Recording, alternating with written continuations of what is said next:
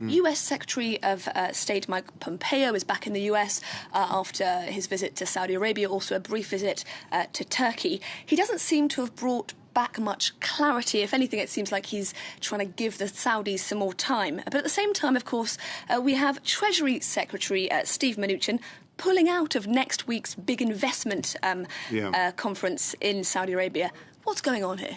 Yeah, well, the two things there I think that are important, which suggest that, again, there's another flip-flop taking place in the mind of Donald Trump. Because he started off being critical and talking about severe consequences for the Saudis, because it looked, in his view, several days ago, as if Mr. Khashoggi had been killed in the Saudi consulate. Then he went back on that, said innocent until proven guilty, made those bizarre comparisons with Judge Kavanaugh before his nomination to the Supreme Court. And now we're in a situation where we were several days ago, where he's talking again about the possibility of severe consequences for the Saudi authorities and saying the situation looks really bad, really bad.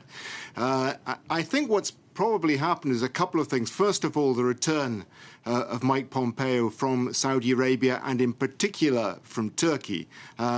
When he came back, he wasn't particularly forthcoming, but it does seem as though he came back with evidence from the Turkish authorities, the sort of stuff that's being drip-fed into the state-run Turkish media over the last few days, which seems again to have turned Donald Trump's mind. But also I think what's important is the changing mood within the United States itself, particularly in Congress, where a real, genuine anger seems to be building up towards Saudi Arabia and what has happened. I think that has been important. It's also, of course, the international context. We've seen the British, the French, the Dutch, and Emmanuel Macron saying that political visits to Saudi Arabia will be put off now, joining Germany, Britain and Holland again, until there is clarification.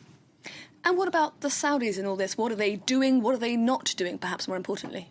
Well, it's interesting again, that Mike Pompeo is calling for time, but as a US congressman put it, if someone was killed in your house and you were there, and 15 days later you're still saying you don't know what happened, I pretty well know in that case, that circumstance, what happened. I think that is the view increasingly around the world. So the Saudis are really, I think, looking for time to come up with a credible story, counter-narrative, which will get them off the hook and perhaps make it possible for the Crown Prince to carry on in his role and for Saudi-US relations to stay on track. The latest leak that we're getting from Saudi Arabia and also from the White House is they're beginning to point the finger at General Ahmed al-Assisi, who is a very senior man in Saudi intelligence, close to the Crown Prince, a former spokesman on the Saudi intervention in Yemen, who's now, it's being suggested,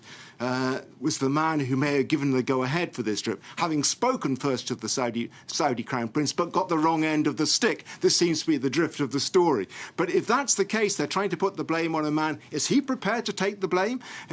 Is the rest of the world going to buy this story? It seems a little unlikely at this stage.